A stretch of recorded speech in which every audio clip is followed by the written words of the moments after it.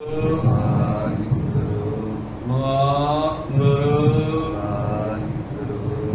ਨਾਨਕ ਪਦ ਪੰਕਜ ਬੰਦਨ ਪੰਕਜ ਬੰਦਨ ਸਿਮਰੋ ਅੰਗਦ ਦੁਖ ਨੇ ਗੁਰੂ ਅਮਰਦਾਸ ਹਿਰਦੈ ਨਿਤ ਧਿਆਉ ਹਿਰਦੈ ਨਿਤ ਧਿਆਉ ਸ਼੍ਰੀ ਗੁਰੂ ਰਾਮਦਾਸ ਗੁਣ ਗਾਉ ਗੁਰੂ ਅਰਜਨ ਬਿਗਨਨ ਕੇ ਨਾਸ਼ਕ ਬਿਗਨਨ ਕੀ ਨਾਸਕ ਸ਼੍ਰੀ ਹਰਿ ਗੋਬਿੰਦ ਸੁਮਤ ਪ੍ਰਕਾਸ਼ਕ ਸ਼੍ਰੀ ਹਰਿ ਰਾਏ ਨਮੋ ਕਰ ਜੋਈ ਨਮੋ ਕਰ ਕਰ ਜੋਰੀ ਸ਼੍ਰੀ ਹਰਿ ਕ੍ਰਿਸ਼ਨ ਮਨਾਉ ਬਹੋਰੀ ਗੁਰੂ ਤੇਗ ਬਹਾਦਰ ਪਰਮ ਕਿਰਪਾਲ ਪਰਮ ਕਿਰਪਾਲਾ ਸ਼੍ਰੀ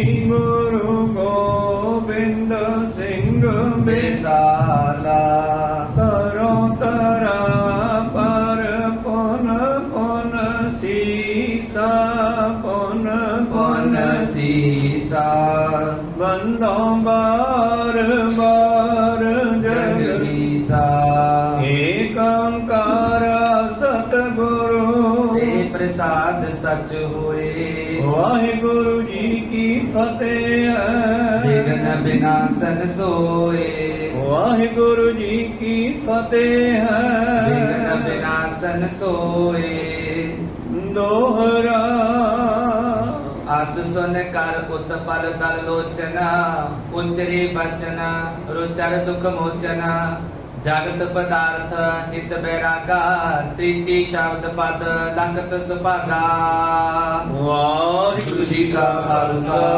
ਵਾਹਿਗੁਰੂ ਜੀ ਕੀ ਫਤਿਹ। ਆਓ ਗੁਰੂ ਪਿਆਰੇ ਗੁਰੂ ਸਵਾਰੇ ਸਤ ਸੰਗੀ ਜਨੋ ਰੋਜ਼ਾਨਾ ਦੀ ਤਰ੍ਹਾਂ ਪਾਤਸ਼ਾਹ ਜੀ ਕੀ ਅਪਾਰ ਕਿਰਪਾ ਬਖਸ਼ਿਸ਼ ਦਾ ਸਦਕਾ ਪਿਛਲੇ ਪਹਿਰਾਂ ਦੇ ਦੀਵਾਨ ਸਜਾਉਂਦੇ ਹੋਏ ਆਪ ਜੀ ਗੁਰੂ ਚਰਨਾਂ ਵਿਖੇ ਹਾਜ਼ਰੀਆਂ ਲਵਾ ਰਹੇ ਹੋ। ਆਓ ਲੜੀਵਾਰ ਇਤਿਹਾਸ ਦੀ ਕਥਾ ਵਿਚਾਰ ਨਾਲ ਜੁੜਨਾ ਕਰੀਏ ਜੀ। ਆਪਾਂ ਵਿਚਾਰਾਂ ਸਰਵਣ ਕਰ ਰਹੇ ਸੀ ਜਦੋਂ ਧੰਨ ਧੰਨ ਸ੍ਰੀ ਗੁਰੂ ਨਾਨਕ ਦੇਵ ਮਹਾਰਾਜ ਜੀ ਪਾਂਧੇ ਕੋਲ ਪੜ੍ਹਨ ਵਾਸਤੇ ਗਏ ਨਾ। ਪਹਿਲੇ ਦਿਨ ਪੜ੍ਹੇ ਤੇ ਪਰ ਦੂਸਰੇ ਦਿਨ ਪਾਂਧੇ ਨੂੰ ਪੜਾਉਣਾ ਸ਼ੁਰੂ ਕਰ ਦਿੱਤਾ। ਕਹਿੰਦੇ ਸਤਿਗੁਰੂ ਪਾਤਸ਼ਾਹ ਕਹਿੰਦੇ ਪਾਂਧਾ ਜੀ ਉਹ ਪੜਾਓ ਜਿਹਦੇ ਨਾਲ ਬੰਦੇ ਦੇ ਲੇਖੇ ਜੋਖੇ ਕੱਟੇ ਜਾਣ। ਤੇ ਪਾਂਧਾ ਕਹਿਣ ਲੱਗੇ ਉਹ ਕਿਹੜਾ ਪੜ੍ਹਾਈ ਹੈ ਤੁਸੀਂ ਦੱਸੋ। ਤੇ ਬਾਬਾ ਜੀ ਨੇ ਫਿਰ ਸ਼ਬਦ ਉਚਾਰਿਆ ਜਾਲ ਮੋਹ ਕਸ ਮਸ ਕਰ ਮਤ ਕਾਗਦ ਕਰ ਸਾਰ ਭਾਉ ਕਲਮ ਕਰ ਚਿੱਤ ਲਖਾਰੀ ਗੁਰ ਪੁੱਛ ਲਿਖ ਵਿਚਾਰ। ਜਦੋਂ ਬਾਬਾ ਜੀ ਨੇ ਸ਼ਬਦ ਉਚਾਰਿਆ ਨਾ 6-7 ਸਾਲ ਦੀ ਉਮਰ ਹੈ ਸਤਿਗੁਰ ਦੀ। ਦੂਸਰੇ ਦਿਨ ਪਿਤਾ ਮਹਿਤਾ ਕਾਲੂ ਜੀ ਪੜ੍ਹਨ ਵਾਸਤੇ ਛੱਡ ਕੇ ਆਏ ਨਾ। ਪਾਂਧਾ ਹੈਰਾਨ ਹੋ ਗਿਆ ਕਮਾਲ ਹੋ ਗਈ ਇਹ ਤਾਂ ਕੋਈ ਅਵਤਾਰੀ ਪੁਰਸ਼ ਲੱਗਦਾ ਹੈ। ਇਤਨੀ ਛੋਟੀ ਉਮਰ ਦੇ ਵਿੱਚ ਇਤਨਾ ਗਿਆਨ। ਪਾਂਧਾ ਹੈਰਾਨ ਹੋਇਆ ਤੇ ਫਿਰ ਹੈਰਾਨ ਹੋ ਕੇ ਪਾਤਸ਼ਾਹ ਜੀ ਨੂੰ ਪਹਿਲਾਂ ਤਾਂ ਉਹਨੇ ਦੂਜੇ ਪਦੇ ਵਿੱਚ ਪੁੱਛਿਆ ਸੀਗਾ ਵੀ ਜਿਹੜੇ ਨਾਮ ਜਪਦੇ ਆ ਉਹਨਾਂ ਦੇ ਘਰੇ ਗਰੀਬੀ ਦੇਖੀ ਆ ਮੈਂ ਕਹੋ ਸਤਨਾਮ ਜੀ ਵਾਹਿਗੁਰੂ। ਉਹਨਾਂ ਦੇ ਘਰੇ ਮਾਇਆ ਨਹੀਂ ਹੁੰਦੀ ਗੀ ਉਹ ਬੜੀ ਗਰੀਬੀ ਹੁੰਦੀ ਆ ਉੱਥੇ। ਇਹਦਾ ਕੀ ਮਤਲਬ ਪਾਤਸ਼ਾਹ ਕਹਿੰਦੇ ਕੋਈ ਗੱਲ ਨਹੀਂ ਗਰੀਬੀ ਦੇ ਵਿੱਚ ਵੀ ਉਹ ਆਨੰਦ ਚ ਹੁੰਦੇ ਆ ਪਰ ਪਰਮੇਸ਼ਰ ਦੇ ਦਰ ਤੇ ਜਦੋਂ ਜਾਂਦੇ ਆ ਤਿੰਨ ਮੁਖ ਟਿੱਕੇ ਨਿਕਲੇ ਜਿਨ ਮਨ ਸੱਚਾ ਨਾ ਉਹ ਟਿੱਕੇ ਨਿਕਲਣਾ ਹੁੰਦਾ ਹੈ। ਗੁਰੂ ਪਿਆਰਿਓ ਪ੍ਰਵਾਨ ਕਰਨਾ ਜਿਵੇਂ ਕੋਈ ਵਿਆਹ ਦੇ ਵਿੱਚ ਨਾ ਬਰਾਤੀਆਂ ਨੂੰ ਟਿੱਕਾ ਕੀਤਾ ਜਾਂਦਾ ਉਹਦਾ ਮਤਲਬ ਹੁੰਦਾ ਸਤਿਕਾਰ ਕਰਨਾ ਭਾਵ ਦਰਗਾਹ ਵਿੱਚ ਉਹਨਾਂ ਦਾ ਸਤਿਕਾਰ ਹੁੰਦਾ ਹੈ। ਫਿਰ ਪਾਂਧਾ ਤੀਸਰੇ ਪਦੇ ਵਿੱਚ ਪੁੱਛਦਾ ਤੀਸਰਾ ਪਦਾ ਪਾਤਸ਼ਾਹ ਨੇ ਉਚਾਰਿਆ। ਪਾਂਧੇ ਦਾ ਅਗਲਾ ਸਵਾਲ ਹੈ ਕਿ ਮੈਂ ਉਹ ਵੀ ਦੇਖਿਆ ਜਿਹੜੇ ਰੱਬ ਨੂੰ ਮੰਨਦੇ ਹੀ ਨਹੀਂ ਮਹਾਰਾਜ ਜਿਹੜੇ ਨਾਮ ਜਪਦੇ ਹੀ ਨਹੀਂ ਗੇ ਜਿਹੜੇ ਲੋਕ ਕਿ ਉਹ ਲੋਕ ਮੈਂ ਦੇਖਿਆ ਬੜਾ ਆਨੰਦ ਮਾਣਦੇ ਆ ਦੁਨੀਆ ਦੇ ਵਿੱਚ ਬੜੇ ਸੁੱਖ ਮਾਣਦੇ ਆ। ਇਹਦਾ ਕੀ ਕਾਰਨ ਹੈ। ਪਾਤਸ਼ਾਹ ਜੀ ਨੇ ਫਿਰ ਤੀਸਰਾ शब्द तीसरा पदा उचारिया और सतगुरु पातशाह जी संसार दे ਇਹਨਾਂ ਪਦਾਰਥਾਂ ਤੋਂ ਸੁਰਤ ਨੂੰ ਉੱਚਾ ਚੁੱਕਣ ਵਾਸਤੇ ਕੀ ਗਿਆਨ ਦਿੰਦੇ ਆ ਸ਼ਬਦ ਰਾਹੀਂ। ਆਓ ਇਸ ਕਥਾ ਨੂੰ ਅੱਗੇ ਆਰੰਭ ਕਰਕੇ ਸਰਪਣ ਕਰੀਏ। ਉਸ ਤੋਂ ਪਹਿਲਾਂ ਗੁਰੂ ਕਾ ਬਖਸ਼ਿਆ ਫਤਿਹ ਦਾ ਨਾਰਾ ਕਰੋ ਬੁਲੰਦ ਗੱਜ ਕੇ ਆਖੋ ਜੀ ਵਾਹਿਗੁਰੂ ਜੀ ਕਾ ਖਾਲਸਾ ਵਾਹਿਗੁਰੂ ਜੀ ਕੀ ਫਤਿਹ। ਦੋਹਰਾ ਅਸ ਸੁਨ ਕਰ ਉਤਪਲ ਦਲ ਲੋਚਨਾ ਉਜਰੇ ਬਚਨ ਰਚਰ ਦੁਖ ਮੋਚਨਾ। ਜਦੋਂ ਪਾਂਧੇ ਨੇ ਪੁੱਛਿਆ ਮਹਾਰਾਜ ਉਹ ਲੋਕ ਜਿਹੜੇ ਸੰਸਾਰ ਦੇ ਵਿੱਚ ਛਿਪਾ ਸ਼ਲਾਰ ਜਰਨੈਲ ਰਾਜੇ ਚੌਧਰੀ ਆਦਿ ਕਹਾਉਂਦੇ ਨੇ ਔਰ ਜਿਨ੍ਹਾਂ ਦੇ ਰੱਬ ਚੇਤੇ ਨਹੀਂ ਹੈ ਸੁਪਨੇ ਵਿੱਚ ਵੀ ਉਹਦਾ ਬੜੇ ਸੁੱਖ ਮਾਣਦੇ ਆ। ਇਹਦਾ ਕੀ ਕਾਰਨ ਹੈ? ਤਾਂ ਪਾਤਸ਼ਾਹ ਜੀ ਕਮਲ ਦੇ ਫੁੱਲ ਵਰਗੇ ਮੋਟੇ ਨੇਤਰਾਂ ਵਾਲੇ ਸਤਿਗੁਰੂ ਅਗਲਾ ਸ਼ਬਦ ਉਚਾਰਦੇ ਹਨ। ਜਗਤ ਪਦਾਰਥ ਹਿਤ ਬੈਰਾਗਾ ਤ੍ਰਿਤੀ ਸ਼ਬਦ ਪਦ ਲਖਤ ਸੁਭਾਗਾ। ਇਸ ਜੀਵ ਨੂੰ ਸੰਸਾਰ ਦੇ ਰਸਾਂ ਕਸਾਂ ਚੋਂ ਵਿਸ਼ੇ ਵਿਕਾਰਾਂ ਤੋਂ ਸ੍ਰੀ ਆਪਣਾ ਸੰਸਾਰ ਦੇ ਪਦਾਰਥਾਂ ਤੋਂ ਉੱਚਾ ਚੁੱਕਣ ਦਾ ਜਿਹੜਾ ਉਪਦੇਸ਼ ਵਿਰਾਗਮਈ ਉਪਦੇਸ਼ ਦੇਣਾ ਕਰਦੇ ਹਨ।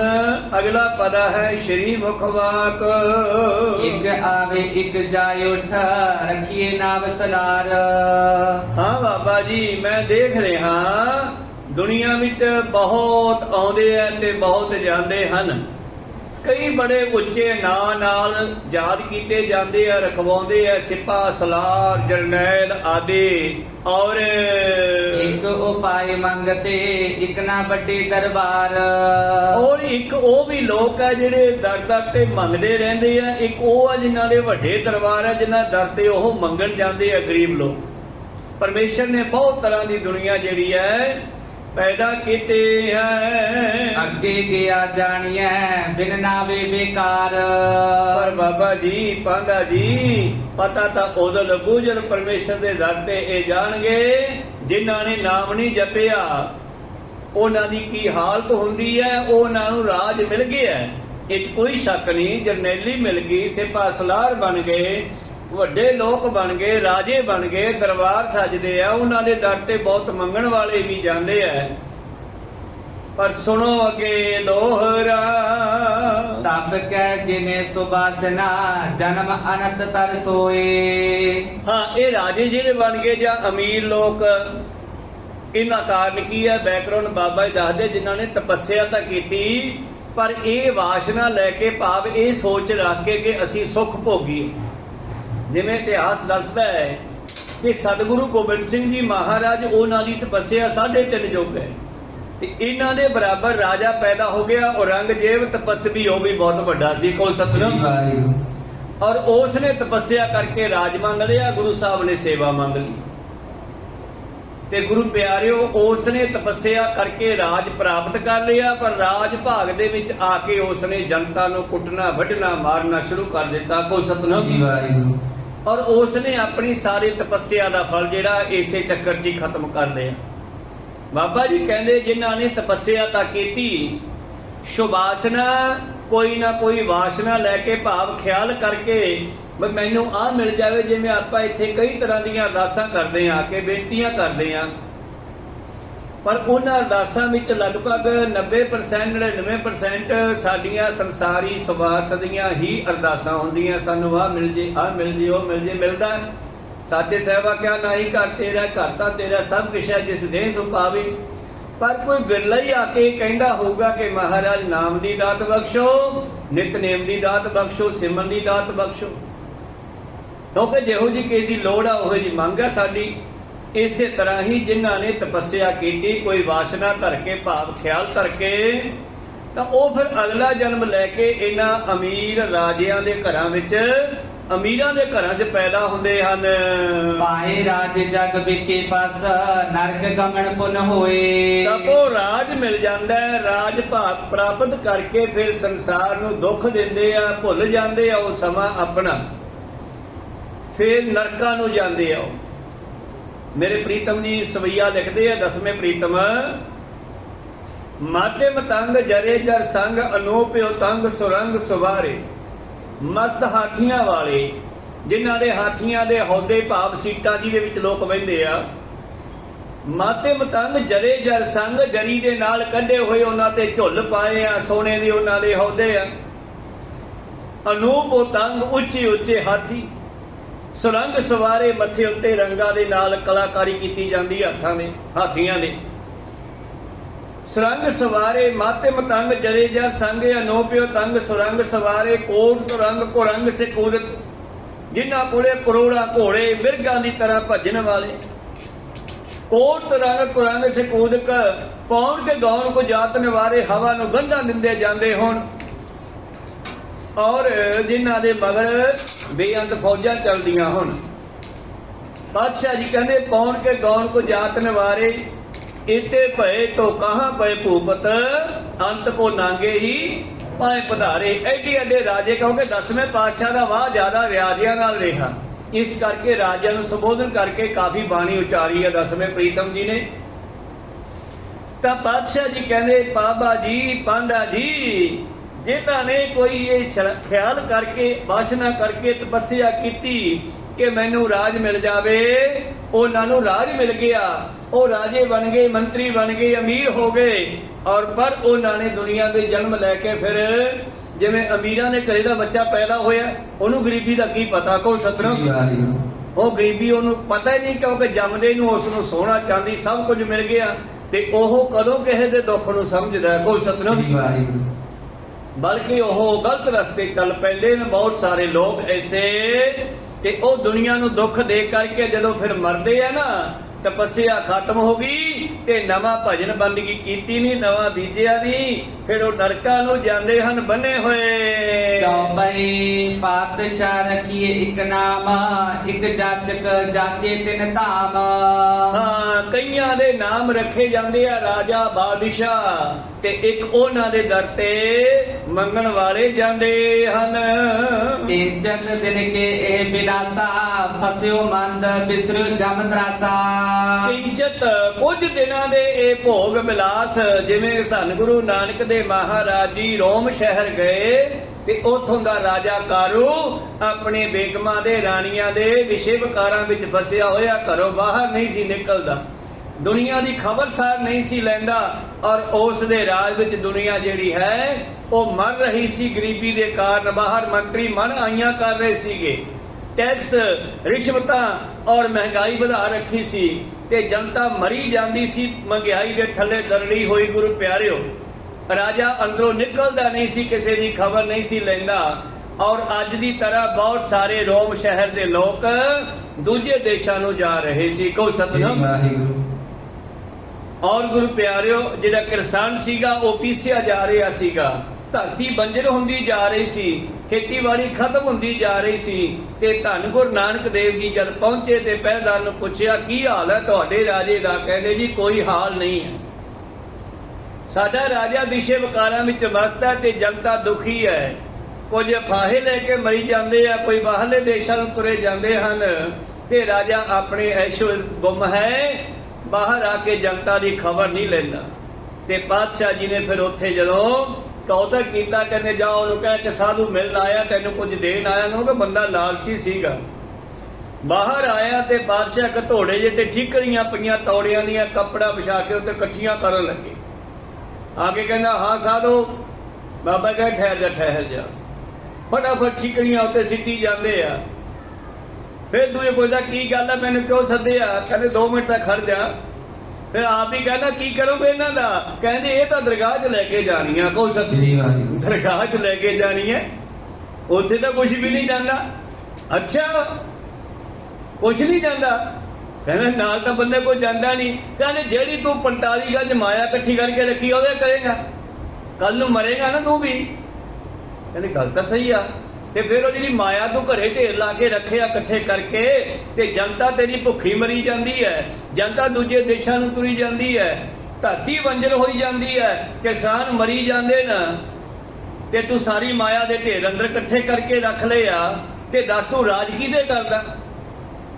ਇਹ ਤੇਰਾ ਕੋਈ ਰਾਜ ਹੈ? ਤੈਨੂੰ ਰਾਜ ਨਹੀਂ ਕਰਨਾ ਆਉਂਦਾ।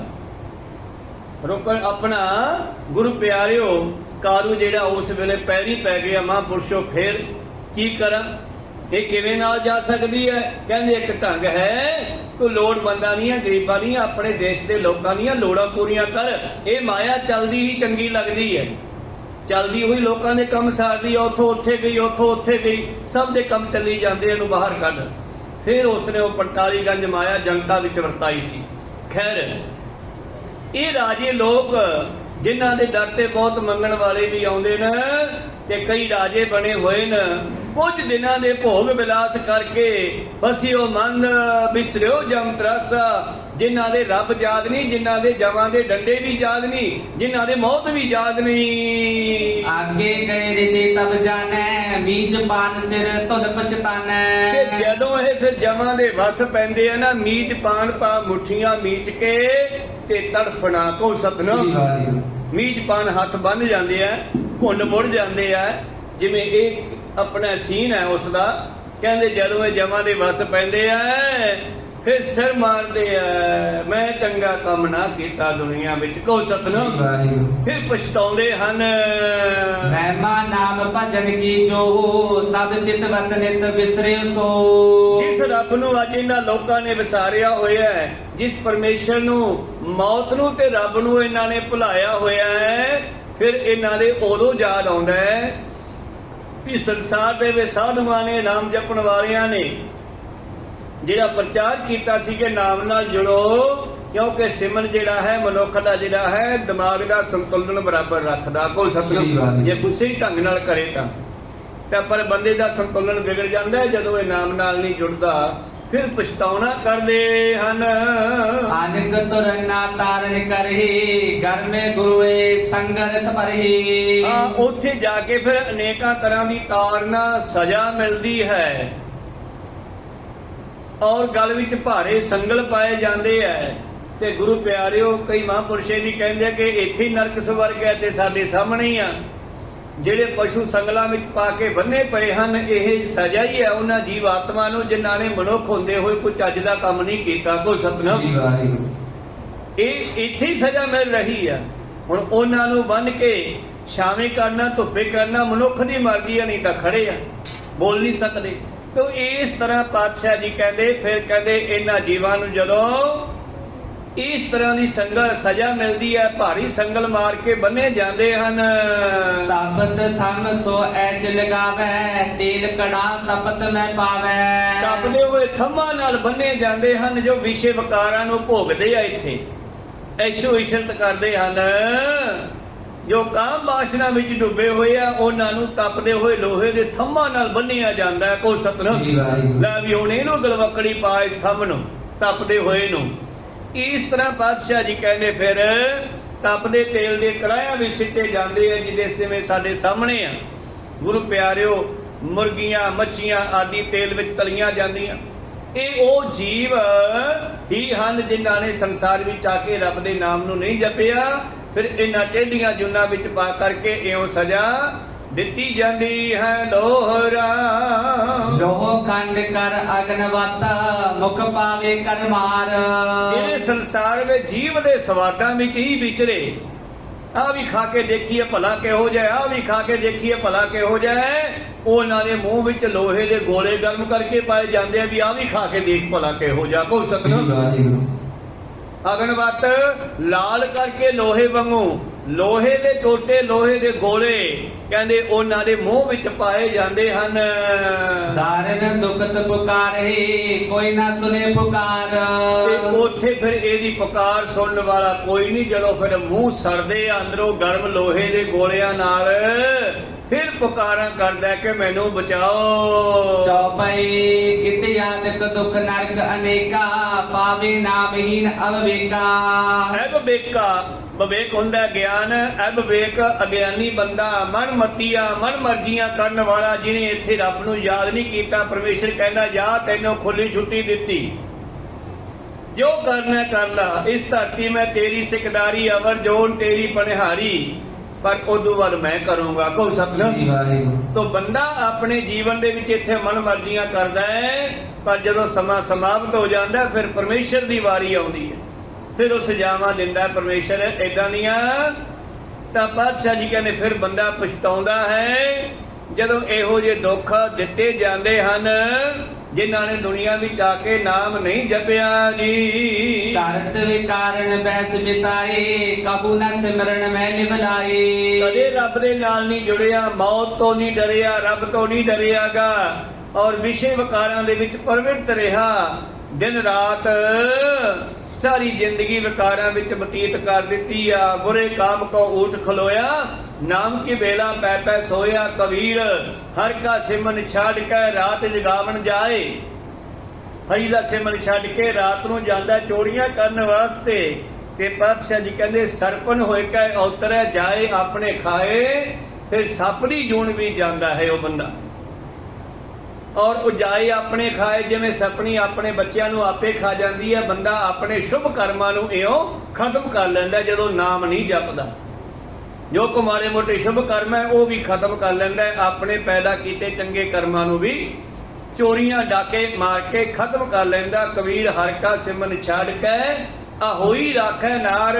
ਵਰਤ ਆਦਿ ਕਰਮ ਕਾਂਡ ਜਿਹੜੇ ਇਹ ਕੰਮ ਕਰਦੇ ਆ, ਗਦਹੀ ਹੋਏ ਕੇ ਉਤਰੈ ਭਾਰ ਸਹਿ ਮਨਚਾਰ। ਇਸ ਤਰ੍ਹਾਂ ਪਾਤਸ਼ਾਹ ਨੇ, ਭਗਤਾਂ ਨੇ, ਸਤਿਗੁਰਾਂ ਨੇ ਗੁਰਬਾਣੀ ਦੇ ਵਿੱਚ ਹਰ ਤਰ੍ਹਾਂ ਦੇ ਨਾਲ ਬੰਦੇ ਨੂੰ ਸਮਝਾਉਣ ਦੀ ਕੋਸ਼ਿਸ਼ ਕੀਤੀ ਆ। ਮੇਰੇ ਪ੍ਰੀਤਮ ਜੀ ਕਹਿੰਦੇ, ਬਾਬਾ ਨਾਨਕ ਜੀ ਕਹਿੰਦੇ, ਜਿਨ੍ਹਾਂ ਨੇ ਸਿਮਰਨ ਨੂੰ ਛੱਡ ਕੇ ਵਿਕਾਰ ਭੋਗੇ। ਜਾਉ ਤਸ ਕਰ ਕੋ ਤਰਾਸ ਤਵੇਰੇ, ਕੋਰਾ ਚੁਰਾਵੇ ਅਵਗਨ ਹੇਰੀ। ਹਾਂ, ਜਿਵੇਂ ਕੋਈ ਐਨ ਪਾੜ ਤੇ ਫੜਿਆ ਜਾਵੇ, ਚੋਰੀ ਕਰਦਾ ਹੋਇਆ ਚੋਰ ਫੜਿਆ ਜਾਵੇ, ਹਨਾ, ਤੇ ਸਬੂਤ ਸਾਹਮਣੇ ਹੋਵੇ, ਕੰਧ 'ਚ ਪਾੜ ਲੱਗਿਆ ਹੋਵੇ, ਤੇ ਫਿਰ ਜਿਹੜਾ ਆਉਂਦਾ ਦੇ ਲੱਤ ਦੇ ਮੌਕਾ, ਦੇ ਲਾ ਦੇ ਮੌਕਾ, ਕੋਈ ਵੀ ਉਸ ਤੇ ਦਇਆ ਨਹੀਂ ਕਰਦਾ। ਇਹ ਕਹਿੰਦੇ ਯਾਰ ਚੋਰ ਹੈ, ਇਹਨੂੰ ਕੁੱਟੋ, ਹੋਰ ਕੁੱਟੋ। ਇਸੇ ਤਰ੍ਹਾਂ ਹੀ ਉੱਥੇ ਫਿਰ ਜਦ ਪੈਂਦੀਆਂ ਨਾ, ਫਿਰ ਉੱਥੇ ਛਡਾਉਣ ਵਾਲਾ ਕੋਈ ਨਹੀਂ ਹੈਗਾ। ਕੋ ਸਤਿਨਾਮ। ਬਾਬਾ ਨਾਨਕ ਜੀ ਕਹਿੰਦੇ ਹਨ, ਪਾਂਡਾ ਜੀ ਫਿਰ ਜਿਵੇਂ ਕੋਈ ਚੋਰ ਨੂੰ ਕੁੱਟਿਆ ਜਾਂਦਾ, ਫਿਰ ਇਉਂ ਪੈਂਦੀਆਂ ਜੀ। ਜਾਉ ਜਮ ਕੇ ਡਿਗ ਗਇਓ ਅਕੇਲਾ, ਅਨਕ ਜਾਤ ਨਾ ਮਾਏ ਦੁਹੇਲਾ। ਸੰਸਾਰ ਦੇ ਵਿੱਚ ਆਪਣੀ ਮਨ ਮਰਜ਼ੀ ਕਰਦਾ ਰਿਹਾ, ਸੰਸਾਰ ਦੇ ਵਿੱਚ ਪੁੱਠੇ ਸਿੱਧੇ ਕੰਮ ਕਰਦਾ ਰਿਹਾ। ਇੱਥੇ ਬੜੇ ਮਿੱਤਰ ਬਣਾਏ, ਇੱਥੇ ਭੈ ਤੋ ਕਹਾਂ ਬੈ ਭੂਪਤ, ਅੰਤ ਕੋ ਨਾ ਗਈ ਪਾਏ ਪਧਾਰੇ। ਅੰਤ ਕੋ ਕੱਲੇ ਗਏ, ਖਾਲੀ ਹੱਥ ਗਏ, ਤੇ ਉੱਥੇ ਛਡਾਉਣ ਵਾਲਾ ਕੋਈ ਨਹੀਂ। ਉਹ ਜਿਸ ਧਨ ਦੀ ਇਹ ਹੰਕਾਰ ਕਰਦਾ ਸੀ, ਮੇਰੇ ਕੋਲ ਇੰਨੀ ਸੰਪਤੀ, ਉਹ ਵੀ ਇੱਥੇ ਰਹਿ ਗਈ। ਜਿਨ੍ਹਾਂ ਮਿੱਤਰਾਂ ਦਾ ਹੰਕਾਰ ਸੀ ਕਿ ਮੇਰੇ ਨਾਲ ਇੰਨੇ ਮਿੱਤਰ ਹਨ, ਇੰਨੇ ਮੇਰੇ ਦੋਸਤ ਮਿੱਤਰ, ਰਕਸ਼ਾ ਕਰਨ ਵਾਲੇ, ਉਹ ਵੀ ਇੱਥੇ ਹੀ ਰਹਿ ਗਏ। ਤੇ ਮਾਰੇ ਕਰਮੇ ਦੇ ਨਾਲ ਗਏ ਤੇ ਉਹਨਾਂ ਨੇ ਸਜ਼ਾ ਦਵਾਈ ਉੱਥੇ ਪਹੁੰਚ ਕਰਕੇ। ਇਸ ਕਰਕੇ ਬਾਬਾ ਜੀ ਕਹਿੰਦੇ, ਇਹ ਮਨੁੱਖ ਜਿਹੜਾ ਹੈ ਜਦੋਂ ਜਮਾਂ ਦੇ ਵਸ ਪੈਂਦਾ, ਫਿਰ ਜਿਹੜੀ ਕੁੱਟ ਪੈਂਦੀ ਆ ਨਾ, ਉਹ ਫਿਰ ਵੇਖਣ ਵਾਲੀ ਆ। ਪਾਂਡਾ ਜੀ ਬਾਬਾ ਜੀ ਇਹ ਚੋਰ ਨੂੰ ਖਾਂਦੇ ਨਾ ਵੇਖੋ, ਇਹਦੇ ਪੈਂਦੀਆਂ ਵੀ ਦੇਖੋ ਫਿਰ ਕਿਵੇਂ ਪੈਂਦੀਆਂ। ਦੋਹਰਾ ਸੁਤ ਬਰਤਾ ਦਿਕ ਰਾਜ ਸੁਖ, ਸੁਬੇ ਪਦਾਰਥ ਪਾਸ। ਯਾਰ ਬੰਦੇ ਦੇ ਕੋਲ ਇੰਨੀਆਂ ਸਹੂਲਤਾਂ ਹੋਣ, ਬਾਬਾ ਜੀ ਕਹਿੰਦੇ ਸੁੱਤ ਧੀਆਂ ਪੁੱਤਰ, ਬੰਟਾ ਘਰ ਵਾਲੀ ਹੋਵੇ, ਰਾਜ ਦੇ ਸੁੱਖ ਹੋਣ, 36 ਪ੍ਰਕਾਰ ਦੇ ਘਰੇ ਭੋਜਨ ਹੋਣ, ਖਾਣ ਪੀਣ ਵਾਸਤੇ ਸਭ ਕੁਝ ਹੋਵੇ। ਐਸ ਬਿਹਾਵੇ ਨਾਮ ਬਿਨ ਮਿਆ ਨਾ ਪ੍ਰਭ ਕੀ ਤਾਸ। ਪਰ ਨਾਮ ਨਹੀਂ ਜਪਦਾ ਤੇ ਇਹ ਸਮਝੋ ਕਿ ਉਹਦੇ ਉੱਤੇ ਰੱਬ ਦੀ ਦਇਆ ਨਹੀਂ, ਕਰੋਪੀ ਹੈ। ਕੋ ਸਤਿਨਾਮ। ਸਾਰੀਆਂ ਸਹੂਲਤਾਂ ਹੁੰਦੇ ਹੋਏ, ਸਮਾਂ ਹੋਵੇ, ਸਹੂਲਤਾਂ ਹੋਣ, ਫਿਰ ਵੀ ਬੰਦਾ ਰੱਬ ਦਾ ਨਾਮ ਨਾ ਲਵੇ ਤੇ ਇਹਦਾ ਮਤਲਬ ਉਹਦੇ ਉੱਤੇ ਰੱਬ ਦੀ ਕਰੋਪੀ ਆ, ਉਹ ਨਾਮ ਨਹੀਂ ਲੈ ਸਕਦਾ। ਕੋ ਸਤਿਨਾਮ। ਰੱਬ ਦੀ ਕਰੋਪੀ ਸਮਝੋ, ਉਹਦੇ ਉੱਤੇ ਰੱਬ ਦੀ ਦਇਆ ਨਹੀਂ ਹੈ, ਮਾਇਆ ਨਹੀਂ ਹੈ। ਪਾਂਦੇ ਸੁਨ ਸ਼੍ਰੋਣਨ ਵਿਖੈ, ਜਮ ਕੀ ਚੌਪ ਅਪਾਰ। ਇਹ ਵਿਚਾਰਾ ਸੁਣ ਕੇ ਮੇਰੇ ਪ੍ਰੀਤਮ ਗੁਰੂ ਨਾਨਕ ਪਾਤਸ਼ਾਹ ਜੀ ਦੀਆਂ ਕਹਿੰਦੇ ਪਾਂਦੇ ਦੇ ਮਨ ਵਿੱਚ ਹੋਰ ਵੀ ਸੁਣਨ ਦੀ ਇੱਛਾ ਚਮਕੀ ਹੈ। ਗੁਰਬੰਚ ਅੰਕੁਸ਼ ਨਾਗ ਮਨ, ਲਖ ਕਰਤੈ ਅਨੁਸਾਰ। ਔਰ ਗੁਰੂ ਦੇ ਬਚਨ ਮਾਨੋ ਕੁੰਡੇ ਦੀ ਨਿਆਈ, ਜਿਵੇਂ ਕੁੰਡੀ ਦੇ ਨਾਲ ਹਾਥੀ ਕਾਬੂ ਕਰ ਲਿਆ ਮਹਾਵਤ ਨੇ, ਬਾਬੇ ਦੇ ਬਚਨਾਂ ਨੇ ਪਾਂਦੇ ਦਾ ਮਨ ਕਾਬੂ ਕਰ ਲਿਆ। ਕੋ ਸਤਿਨਾਮ। ਜਿਹੜਾ ਪਾਂਦਾ ਆਪਣੇ ਆਪ ਨੂੰ ਮਾਸਟਰ ਸਮਝਦਾ ਸੀਗਾ, ਜਿਹੜਾ ਪਾਂਦਾ ਕਹਿੰਦਾ ਸੀ ਜੇ ਤੂੰ ਨਾ ਪੜਿਆ ਮੈਂ ਛੱਟੀ ਮਾਰੂੰਗਾ ਤੇਰੇ, ਉਹ ਪਾਂਦਾ ਪੈਰੀ ਪਈ ਜਾਂਦਾ। ਕੋ ਸਤਿਨਾਮ। ਉਹ ਪਾਂਦਾ ਕਹਿੰਦਾ ਵਾਹ ਮਹਾਰਾਜ, ਮੈਂ ਹੋਰ ਵੀ ਕੁਝ ਪੁੱਛਣਾ ਚਾਹਣਾ, ਤੁਸੀਂ ਤਾਂ ਕਮਾਲ ਦੇ ਹੋ। ਕਮਾਲ ਹੋ ਗਈ। ਤਾਂ ਗੁਰੂ ਦੇ ਮਾਨੋ ਬਚਨਾ ਰੂਪੀ ਕੁੰਡੀ ਨੇ ਪਾਂਡਾ ਵਸ ਕਰ ਲਿਆ ਹੈ ਜੀ। ਚੌਪਈ ਕਲਾਵਾਨ ਤੁਮ ਮੈਂ ਮਨ ਜਾਣੇ ਰੁਚਰ ਬਚਨ ਦਾਨੀ ਕਲਿਆਣੇ। ਤੁਸੀਂ ਤਾਂ ਕਲਾਵਾਨ ਮਤਲਬ ਸ਼ਕਤੀਵਾਨ ਹੋ, ਤੁਸੀਂ ਤਾਂ ਸ਼ਕਤੀਆਂ ਦੇ ਮਾਲਕ ਹੋ ਮਹਾਰਾਜ। ਮੈਂ ਸਮਝ ਗਿਆ ਤੁਹਾਡੇ ਬਚਨ ਤਾਂ ਦਾਨ ਦੇਣ ਵਾਲੇ, ਕਲਿਆਣ ਦਾ ਦਾਨ, ਮੁਕਤੀ ਦੇ ਦਾਤੇ ਹਨ। ਇੱਕ ਸ਼ੰਕਾ ਸੋ ਸ਼ੰਕਤ ਬਨ ਹੈ ਉੱਤਰ ਦਿਓ ਲਿਖਿਓ ਗੁਰਜਨ ਹੈ। ਮੈਂ ਤੁਹਾਨੂੰ ਗੁਰੂ ਮੰਨ ਕੇ ਇੱਕ ਬਚਨ ਹੋਰ ਪੁੱਛਦਾ। ਮੇਰੇ ਮਨ ਵਿੱਚ ਸ਼ੰਕਾ ਪੈਦਾ ਹੋ ਗਈ ਹੈ, ਕਿਰਪਾ ਕਰਕੇ ਆ ਵੀ ਮੇਰੀ ਬੇਨਤੀ ਮੰਨੋ ਤੇ ਮੈਨੂੰ ਇਹ ਬਚਨ ਵੀ ਦੱਸੋ ਜੀ। ਜੇ ਸੁਲਤਾਨ ਖਾਨ ਫਸਨੇ ਹੋ ਨਾਮ ਸਮਾਰੇ ਭੂਲ ਨ ਕੇਹੋ। ਮਹਾਰਾਜ ਜਿਹੜੇ ਸੁਲਤਾਨ ਖਾਨ ਆਦਿ ਝੂਠੇ ਮੋਹ ਵਿੱਚ ਫਸ ਕੇ ਭੁੱਲ ਕੇ ਵੀ ਨਾਮ ਨਹੀਂ ਜਪਦੇ, ਤਿਨ ਕੋ ਕਿਉ ਪੈ ਦੇਤ ਨ ਸੁਆਮੀ ਜਾਤੇ ਸਿਮਰੇ ਅੰਤਰ ਜਾਮੀ। ਤੇ ਰੱਬ ਉਹਨਾਂ ਨੂੰ ਸਮਤ ਕਿਉਂ ਨਹੀਂ ਬਖਸ਼ਦਾ? ਹੁਣ ਕੌਣ ਕਹੇ ਨਾ ਰਾਜਿਆਂ ਨੂੰ, ਰਾਣੀ ਨੂੰ ਕੌਣ ਕਹੇ ਅੱਗਾ ਢੱਕ ਕੋ ਸਤਨਾਮ। ਜੀ ਵਾਹਿਗੁਰੂ। ਤਾਂ ਪਾਂਡਾ ਕਹਿਣ ਲੱਗਿਆ ਵੀ ਰੱਬ ਇਹਨਾਂ ਲੋਕਾਂ ਨੂੰ ਮਤ ਦੇਵੇ ਮਹਾਰਾਜ, ਫਿਰ ਜਿਹੜੇ ਰੱਬ ਨੂੰ ਭੁੱਲੇ ਹੋਏ ਨੇ ਤੇ ਪਰਮੇਸ਼ਰ ਇਹਨਾਂ ਨੂੰ ਮਤ ਕਿਉਂ ਨਹੀਂ ਦਿੰਦਾ? ਨਿਰਭੈ ਬੇਸ਼ੀਨ ਮੇ ਰਚ ਮਾਨਵ ਭੂਲੇ ਭਜਨ ਨੈਕ ਨ ਜਾਨਵ। ਔਰ ਜਿਹੜੇ ਲੋਕ ਨਿਰਭੈ ਹੋ ਕੇ, ਨਿਡਰ ਹੋ ਕੇ ਪੁੱਠੇ ਸਿੱਧੇ ਕੰਮ ਕਰਦੇ ਆ ਦੁਨੀਆ ਵਿੱਚ, ਗੁਰੂ ਪਿਆਰੋ ਜਿਸ ਤਰ੍ਹਾਂ ਆਹ ਦੁਸ਼ਮਣੀਆਂ ਚੱਲੀ ਜਾਂਦੀਆਂ, ਜਿਵੇਂ ਇੱਕ ਦੂਜੇ ਨੂੰ ਮਾਰ ਦੇਣਾ ਜਾ ਕੇ ਬੇਪਰਵਾਹ ਹੋ ਕੇ, ਇਹੋ ਜਿਹੇ ਲੋਕ ਜਿਹੜੇ ਹਨ ਮਹਾਰਾਜ, ਇਹਨਾਂ ਨੂੰ ਰੱਬ ਸਮਤ ਕਿਉਂ ਨਹੀਂ ਬਖਸ਼ਦਾ? ਫਿਰ ਇਹਨਾਂ ਨੂੰ ਅਕਲ ਕਿਉਂ ਨਹੀਂ ਆਉਂਦੀ? ਰੱਬ ਇਹਨਾਂ ਨੂੰ ਅਕਲ ਦੇਵੇ। ਇਹ ਜਿਹੜੇ ਨਿਰਭੈ ਹੋ ਕੇ ਵਿਸ਼ੇ ਵਿਕਾਰਾਂ ਵਿੱਚ ਉਲਝੇ ਹੋਏ ਨੇ, ਜਿਨ੍ਹਾਂ ਦੇ ਭਜਨ ਦੇ ਨਾਲ ਕੋਈ ਤਲਕ ਨਹੀਂ ਹੈਗਾ। ਮਨ ਕੀ ਤਨ ਤਨ ਮੈਂ ਅਤ ਪ੍ਰੀਤੋ ਤਜ ਨਾ ਸਕੇ ਚਿਤ ਦ੍ਰਿੜ ਪ੍ਰਤੀਤੋ। ਜਿਹੜੇ ਮਨ ਅਤੇ ਤਨ ਧਨ ਕਰਕੇ ਫਸੇ ਹੋਏ ਹਨ, ਇਹਨਾਂ ਤਿੰਨ ਚੀਜ਼ਾਂ ਨੂੰ ਜਿਹੜੇ ਤਿਆਗ ਕੇ ਪਰਮੇਸ਼ਰ ਨਾਲ ਨਹੀਂ ਜੁੜਦੇ, ਇਹਨਾਂ ਨੂੰ ਮਹਾਰਾਜ ਰੱਬ ਗਿਆਨ ਕਰਾ ਦੇਵੇ। ਦੋਹਰਾ ਫਿਰਤਾ ਸੀ ਸੰਸਾਰ ਮੈਂ ਲਕ ਸੰਚਤ ਅਤ ਆਥ। ਔਰ ਨਾਲੇ ਪਤਾ ਹੈ ਕਿ ਸੰਸਾਰ ਵੀ ਸਦਾ ਨਹੀਂ ਰਹਿਣਾ, ਪਰ ਇਹ ਲੋਕ ਆਪਣੇ ਆਪ ਨੂੰ ਸਦਾ ਰਹਿਣਾ ਸਮਝਦੇ ਆ। ਆ ਕਰੋਨਾ ਵੇਲੇ ਬਹੁਤ ਲੋਕਾਂ ਨੇ ਮਾਇਆ ਵੀ ਇਕੱਠੀ ਕੀਤੀ ਆ, ਕੋ ਸਤਨਾਮ। ਨਾਲੇ ਪਤਾ ਸਾਹਮਣੇ ਮਰੀ ਜਾਂਦੀ ਆ ਕਰੋਨਾ ਦੀ ਬਿਮਾਰੀ ਨਾਲ, ਕਿਤਨੇ ਲੋਕ ਮਰ ਗਏ। ਔਰ ਇਟਲੀ ਦੇ ਬਾਹਰਲੇ ਦੇਸ਼ਾਂ ਦੇ ਲੋਕਾਂ ਨੇ ਤਾਂ ਜਦੋਂ ਵੇਖਿਆ ਵੀ ਜਿਹੜੀ ਸਾਡੇ ਕੋਲ ਬੇਅੰਤ ਮਾਇਆ ਸੀ, ਉਹ ਸਾਡੇ ਘਰ ਦੇ ਮੈਂਬਰਾਂ ਨੂੰ, ਪਰਿਵਾਰਕ ਮੈਂਬਰਾਂ ਨੂੰ ਬਚਾ ਨਹੀਂ ਸਕੀ, ਤੇ ਉਹਨਾਂ ਨੇ ਲੋਕਾਂ ਨੂੰ ਦੱਸਣ ਵਾਸਤੇ ਉਹ ਮਾਇਆ ਹੀ ਸੜਕਾਂ ਤੇ ਸਿੱਟ ਦਿੱਤੀ ਬਈ ਮਾਇਆ ਸਭ ਕੁਝ ਨਹੀਂ ਹੈ। ਕੋ ਸਤਨਾਮ, ਮਾਇਆ ਸਭ ਕੁਝ ਨਹੀਂ ਹੈ। ਇਸ ਕਰਕੇ ਪਾਤਸ਼ਾਹ ਜੀ ਨੂੰ ਪੁੱਛਦਾ ਹੈ ਕਿ ਮਹਾਰਾਜ ਕੀ ਕਾਰਨ ਹੈ ਇਹ ਲੋਕ ਜਿਹੜੇ ਹਨ ਇਹਨਾਂ ਨੂੰ ਰੱਬ ਗਿਆਨ ਕਰਾ ਦੇਵੇ। ਜਿਹੜੇ ਲੋਕ ਇਹ ਸੋਚਦੇ ਆ ਕਿ ਅਸੀਂ ਕਿਹੜਾ ਮਰਨਾ, ਫਿਰਤਾ ਲੱਖ ਸੰਸਾਰ ਮੈਂ ਵੀ ਉਹ ਫਲਾਨਾ ਮਰ ਗਿਆ, ਅਵਰ ਮਰਤ ਮਾਇਆ ਮਨ ਟੋਲੇ। ਇੱਕ ਮਰ ਗਿਆ ਮਾਲਕ, ਦੂਜੇ ਕਹਿੰਦੇ ਹੁਣ ਆਸਮਾਨ ਬਣ ਕੇ ਆਪਣਾ ਆਪਣਾ ਹੋ ਗਿਆ। ਕੋ ਸਤਨਾਮ। ਰੱਸੀਆਂ ਧਰ ਧਰ ਕੇ ਮਿਣਦੇ ਆ ਮਗਰਲੇ, ਉਹਨਾਂ ਦੇ ਮੌਤ ਚੇਤੇ ਨਹੀਂ। ਉਹ ਕਹਿੰਦੇ ਚੰਗਾ ਹੋਇਆ ਇਹ ਮਰ ਗਿਆ, ਹੁਣ ਆਪਾਂ ਵੰਡ ਲਾਂਗੇ। ਕੋ ਸਤਨਾਮ। ਤੇ ਤੇਥੋਂ ਪਹਿਲਾਂ ਵੀ ਕਈਆਂ ਨੇ ਵੰਡੀ ਆ, ਤੇ ਉਸ ਤੋਂ ਪਹਿਲਾਂ ਵੀ ਕਈਆਂ ਨੇ ਵੰਡੀ ਆ। ਉਹ ਵੀ ਤੁਰ ਗਏ, ਇਹ ਵੀ ਕਹਿੰਦਾ ਸੀ ਮੇਰੀ ਆ, ਇਹ ਵੀ ਤੁਰ ਗਿਆ, ਤੇ ਤੁਸੀਂ ਵੀ ਕਹਿੰਦੇ ਹੋ ਮੇਰੀ ਆ, ਤੇ ਕੱਲ ਨੂੰ ਤੁਸੀਂ ਵੀ ਤੁਰ ਜਾਣਾ। ਇਸ ਕਰਕੇ ਪਾਤਸ਼ਾਹ ਜੀ ਨੂੰ ਪੁੱਛਦਾ ਪਾਂਡਾ, ਮਹਾਰਾਜ ਇਹ ਲੋਕ ਫੇਰ ਵੀ ਇਸ ਮਾਇਆ ਦਾ ਤਿਆਗ ਕਰਕੇ ਰੱਬ ਨਾਲ ਕਿਉਂ ਨਹੀਂ ਜੁੜਦੇ? ਸੁਣਤ ਸ਼ਰਵਣ ਆਨੰਦਨ ਪੰਤ ਨਾਨਕ ਦੀਨਾ ਨਾਥ। ਗਰੀਬਾਂ ਦਾ ਮਾਲਕ, ਗਰੀਬ ਨਵਾਜ਼ ਸਤਿਗੁਰੂ ਨਾਨਕ ਦੇਵ ਜੀ ਮਹਾਰਾਜ ਪਾਂਦੇ ਦੇ ਇਹਨਾਂ ਸਵਾਲਾਂ ਦਾ ਜਵਾਬ ਅਗਲੇ ਚੌਥੇ ਪਦੇ ਵਿੱਚ ਇਉਂ ਦਿੰਦੇ ਹਨ। ਸ਼੍ਰੀ ਮੁਖ ਵਾਕ ਪੈ ਤੇਰੇ ਡਰ ਅਗਦਾ ਖਪ ਖਪ ਚੀਜੇ ਦੇ ਹੈ। ਪਾਤਸ਼ਾਹ ਜੀ ਕਹਿੰਦੇ ਜਿਨ੍ਹਾਂ ਨੂੰ ਪਰਮੇਸ਼ਰ ਦਾ ਡਰ ਪੈਦਾ ਹੋ ਗਿਆ, ਜਿਹੜੇ ਪਰਮੇਸ਼ਰ ਦੇ ਡਰ ਵਿੱਚ ਰਹਿੰਦੇ ਹਨ, ਉਹ ਹੀ ਪਰਮੇਸ਼ਰ ਨਾਲ ਜੁੜਦੇ ਹਨ। ਤੇਰੇ ਭੈ ਦੇ ਵਿੱਚ ਆ ਕੇ ਹੀ ਪਤਾ ਲੱਗਦਾ ਹੈ ਕਿ ਜਿਹੜੇ ਸਰੀਰ ਹਨ ਖੱਬ ਖੱਬ ਕੇ ਖਤਮ ਹੋ ਰਹੇ ਹਨ। ਨਾ ਬਚੇ ਨਾ ਸੁਲਤਾਨ ਖਾਨ ਹੁੰਦੇ ਡਿੱਠੇ ਖੇ ਹੈ। ਔਰ ਇਹਨਾਂ ਨੇਤਰਾਂ ਦੇ ਨਾਲ ਮੈਂ ਕਿਤਨੇ ਹੀ ਰਾਜਿਆਂ ਨੂੰ ਮਿੱਟੀ ਹੁੰਦੇ ਦੇਖਿਆ। ਬਾਬਾ ਫਰੀਦ ਵੀ ਕਹਿੰਦਾ, ਫਰੀਦਾ ਕਿੱਥੇ ਤੈਨੇ ਮਾਪਿਆ ਜਿੰਨੀ ਤੂੰ ਜਨਿਓਏ, ਤੈ ਪਾਛੇ ਹੋਏ ਲੱਦ ਗਏ ਤੂੰ ਅਜੇ ਨਾ ਪਤੀਨੋ ਹੈ, ਤੈਨੂੰ ਹਜੇ ਅਕਲ ਨਹੀਂ ਆਈ। ਕਿੱਥੇ ਆ ਤੇਰੇ ਵੱਡੇ ਬਜ਼ੁਰਗ? ਉਹ ਚਲੇ ਗਏ, ਤੂੰ ਵੀ ਚਲਿਆ ਜਾਣਾ। ਬਾਬਾ ਫਰੀਦ ਵੀ ਸਾਨੂੰ ਗਿਆਨ ਦਿੰਦੇ ਆ। ਇਸ ਤਰ੍ਹਾਂ ਦੇ ਅਨੇਕਾਂ ਸ਼ਬਦ ਗੁਰਬਾਣੀ ਵਿੱਚ ਹਨ। ਤਾਂ ਮੇਰੇ ਪ੍ਰੀਤਮ ਜੀ ਬਖਸ਼ਿਸ਼ ਕਰਦੇ ਹਨ।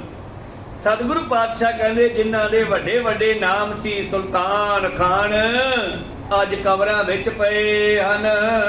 ਨਾਨਕ ਉੱਠੀ ਚੱਲਿਆ ਸਭ ਕੂੜੇ ਟੁੱਟੇ ਨੇ ਹੈ। ਪਰ ਇਹ ਨਾਨਕ ਦਾ ਇਸ ਗੱਲ ਨੂੰ ਸਮਝ ਗਿਆ ਹੈ। ਇਹਨਾਂ ਝੂਠੇ ਮੋਹ ਮਮਤਾ ਦੇ ਨੇਹ ਦੇ ਸੰਬੰਧਾਂ ਨੂੰ ਤਿਆਗ ਕਰਕੇ ਪਰਮੇਸ਼ਰ ਦੇ ਨਾਲ ਜੁੜ ਗਿਆ। ਫਿਰ ਇੱਥੇ ਸ਼ਬਦ ਪੂਰਾ ਹੋ ਗਿਆ, ਚੌਥਾ ਪਦਾ। ਚੌਥੇ ਪਦੇ ਦੇ ਅਖੀਰ ਤੇ ਨਾਨਕ ਨਾਮ ਆ ਗਿਆ, ਮੋਹਰ ਆ ਗਈ ਬਾਬੇ ਨਾਨਕ ਦੀ। ਤਾਂ ਇਸ ਤਰ੍ਹਾਂ ਗੁਰੂ ਪਿਆਰਿਓ ਸਤਿਗੁਰੂ ਪਾਤਸ਼ਾਹ ਜੀ ਨੇ ਪਾਂਧਾ ਜੀ ਨੂੰ ਇਹ ਸਮਝਾਉਣਾ ਕੀਤਾ ਸੀ। ਚੌਪਈ ਨਿਸ ਬਾਸੁਰ ਇਸ ਸਰਸ ਡਰਾਇਓ, ਮਦ ਮਤੀ ਪਾ ਪੈਸੋ ਭੁਲਾਇਓ। ਕਹਿਣ ਲੱਗੇ ਪਰਮੇਸ਼ਰ ਤਾਂ ਡਰ ਦਿੰਦਾ ਹੈ, ਪਰ ਇਹ ਮਾੜੀ ਮੱਤ ਵਾਲਾ ਰੱਬ ਨੂੰ ਭੁਲਾਈ ਰੱਖਦਾ ਹੈ। ਜਦੋਂ ਬੰਦੇ ਦੇ ਕੰਨਾਂ ਤੇ ਚਿੱਟੇ ਵਾਲ ਆ ਜਾਂਦੇ ਆ ਨਾ, ਤੇ ਸਭ ਤੋਂ ਪਹਿਲਾਂ ਇਹ ਸੁਨੇਹਾ ਆਉਂਦਾ ਹੈ ਕਿ ਤੇਰਾ ਸਮਾਂ ਨੇੜੇ ਆਈ ਜਾਂਦਾ। ਕੋਈ ਸਤਿਨਾਮ। ਹੌਲੀ ਹੌਲੀ ਇਹ ਸਾਰੀਆਂ ਨਿਸ਼ਾਨੀਆਂ ਸਮੇਂ ਦੀਆਂ ਸਰੀਰ ਤੇ ਜਿਵੇਂ ਜਿਵੇਂ ਆਉਂਦੀਆਂ, ਜਿਵੇਂ ਜਿਵੇਂ ਉਮਰ ਮੁੱਕਦੀ ਜਾਂਦੀ ਹੈ ਨਾ, ਤਿਵੇਂ ਤਿਵੇਂ ਕਪ ਕੰਠ ਬਰੂਦੋ ਨੈਣੋ ਨੀਰ ਧਰੇ, ਗਲਾ ਰੇਸ਼ੇ ਨਾਲ ਭਰਿਆ ਰਹਿੰਦਾ, ਅੱਖਾਂ 'ਚੋਂ ਪਾਣੀ ਵਗਦਾ ਰਹਿੰਦਾ, ਕੰਨ ਸੁਣਦੇ ਨਹੀਂ, ਤਾਵਰੇ ਧਰਮ ਕੀ ਆਸ ਕਰੇ। ਫਿਰ ਕਹਿੰਦਾ ਹੁਣ ਮੈਂ ਰੱਬ ਨਾਲ ਜੁੜ ਜਾ।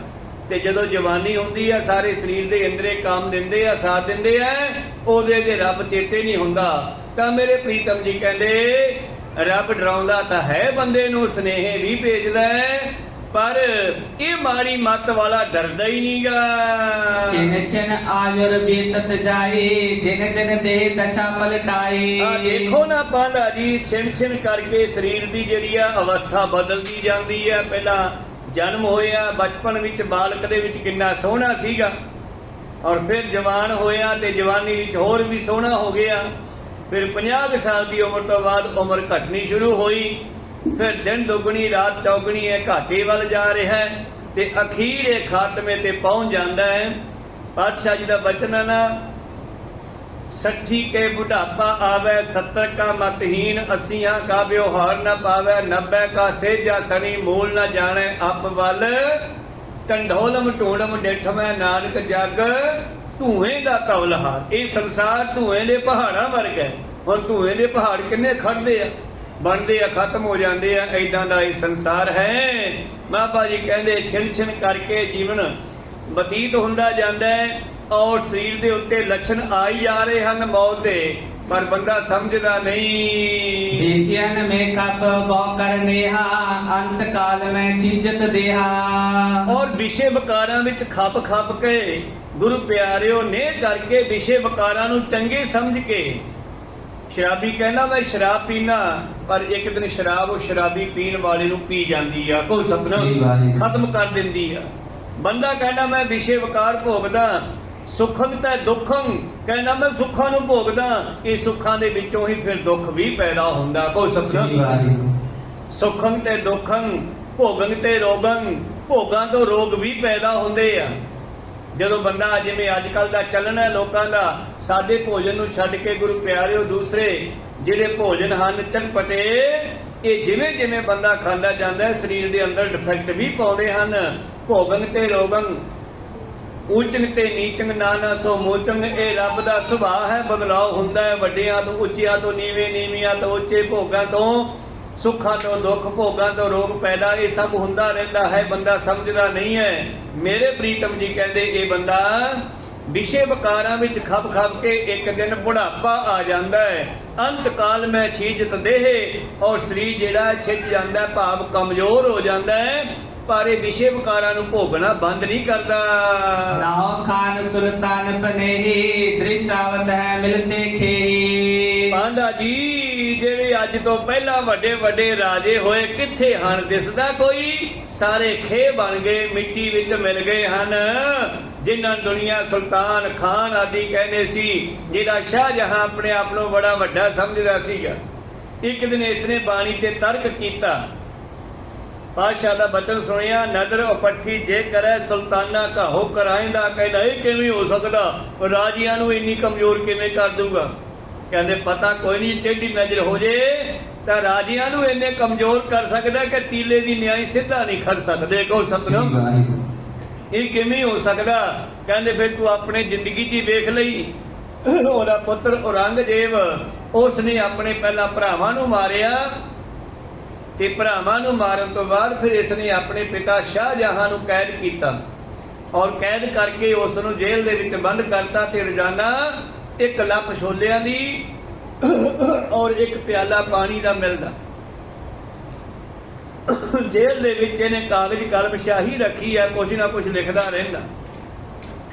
ਇੱਕ ਦਿਨ ਇਹਦੇ ਕੋਲੋਂ ਪਾਣੀ ਰੁੱਲ ਗਿਆ, ਪਾਣੀ ਬਿਨਾਂ ਛੋਲੇ ਖਾਧੇ ਨਹੀਂ ਜਾਂਦੇ, ਔਰ ਇਸ ਨੇ ਦੁਬਾਰਾ ਪਾਣੀ ਮੰਗਿਆ। ਸਿਪਾਹੀ ਆਗਿਆ ਲੈਂਦੇ ਆ ਔਰੰਗੇ ਤੋਂ, ਬਈ ਤੇਰਾ ਪਿਤਾ ਪਾਣੀ ਮੰਗਦਾ ਹੈ। ਕਹਿੰਦਾ ਪਾਣੀ ਪੁਣੀ ਦੇਣਾ, ਚਲੋ ਇਹਦੀ ਜੇਲ੍ਹ ਬਦਲੋ, ਇਹਨੂੰ ਦੂਜੀ ਜੇਲ੍ਹ ਛੱਡ ਕੇ ਆਓ। ਤਾਂ ਗੁਰੂ ਪਿਆਰਿਓ ਇੱਥੋਂ ਮੁਸ਼ਕਾਂ ਬਣੀਆਂ, ਦੂਜੀ ਜੇਲ੍ਹ ਵੱਲ ਲੈ ਚੱਲੇ। ਅੱਜ ਖਾਧਾ ਕੁਝ ਨਹੀਂ, ਭੁੱਖ ਬੜੀ ਲੱਗੀ ਆ। ਹੁਣ ਸਿਪਾਹੀ ਜਿਹੜੇ ਔਰੰਗ ਦੇ ਹੁਕਮ ਵਿੱਚ ਆ, ਜਿਹੜੇ ਕਦੇ ਸ਼ਾਹਜਹਾਂ ਦਾ ਹੁਕਮ ਮੰਨਦੇ ਸੀਗੇ। ਗੁਰੂ ਪਿਆਰਿਓ ਤੁਰੇ ਜਾ ਰਹੇ ਆ, ਰਸਤੇ ਵਿੱਚ ਛੋਲਿਆਂ ਦਾ ਖੇਤ ਆਇਆ। ਕੱਚੇ ਕੱਚੇ ਛੋਲੇ ਆ, ਹਜੇ ਫਲੂਟੀ ਲੱਗੀ ਹੋਈ ਹੈ, ਔਰ ਉਹਨਾਂ ਨੂੰ ਦੇਖ ਕੇ ਅੰਦਰ ਭੁੱਖ ਚਮਕੀ, ਔਰ ਇਸ ਨੇ ਬਹਾਨਾ ਬਣਾਇਆ ਖਾਣ ਦਾ। ਸਿਪਾਹੀਆਂ ਨੂੰ ਕਹਿੰਦਾ ਮੈਂ ਬਾਥਰੂਮ ਜਾਣਾ। ਕਹੋ ਸਤਿਨਾਮ। ਸਿਪਾਹੀ ਕਹਿੰਦੇ ਜਾਇਆ ਖੇਤਾਂ 'ਚ, ਤੇ ਖੇਤਾਂ ਵਿੱਚ ਜਾ ਕੇ ਇਹਨੇ ਬੈਠ ਕੇ ਹੱਥ ਤਾਂ ਪਿੱਛੇ ਬੰਨੇ ਹੋਏ ਸੀਗੇ, ਤੇ ਮੂੰਹ ਨਾਲ ਮੁੱਛ ਕੇ ਉਹ ਛੋਲਿਆਂ ਦੀ ਭੁਰਜੀ ਖਾਧੀ। ਕਹੋ ਸਤਿਨਾਮ। ਉੱਤੋਂ ਤੋੜ ਕੇ ਖਾਧੀ, ਤੇ ਨਾਲੇ ਉਹ ਗੱਲ ਯਾਦ ਕਰਦਾ, ਨਦਰ ਪੱਠੀ ਜੇ ਕਰੇ ਸੁਲਤਾਨਾ ਕਾਹੋ ਕਰਾਇੰਦਾ ਦਰ ਮੰਗਣ, ਭਿੱਖ ਨਾ ਪਾਇੰਦਾ ਦਰ ਮੰਗਣ, ਭਿੱਖ ਨਾ ਪਾਇੰਦਾ। ਬੋਲੋ ਸਤਿਨਾਮ ਸ਼੍ਰੀ ਵਾਹਿਗੁਰੂ। ਯਾਦ ਕਰਿਓ ਗੱਲ ਫਿਰ ਬਾਬੇ ਪੰਜਵੇਂ ਪਾਤਸ਼ਾਹ ਜੀ ਦੀ, ਕਿ ਵਾਕਿਆ ਹੀ ਪਰਮੇਸ਼ਰ ਦਾ ਕੋਈ ਪਤਾ ਨਹੀਂ ਕਿਤਾ। ਖੈਰ ਅੱਗੇ ਚੱਲ ਗਏ ਆਪਾਂ। ਧੰਨ ਗੁਰੂ ਨਾਨਕ ਦੇਵ ਜੀ ਕਹਿੰਦੇ, ਪਾਂਡਾ ਜੀ ਜਿਨ੍ਹਾਂ ਦੇ ਨਾਂ ਸੀ ਨਾ ਕਿਸੇ ਵੇਲੇ ਖਾਨ, ਸੁਲਤਾਨ ਆਦਿ ਵੱਡੇ ਵੱਡੇ ਰਾਜੇ, ਕਿੱਥੇ ਅੱਜ ਦਿਸਦੇ ਆ?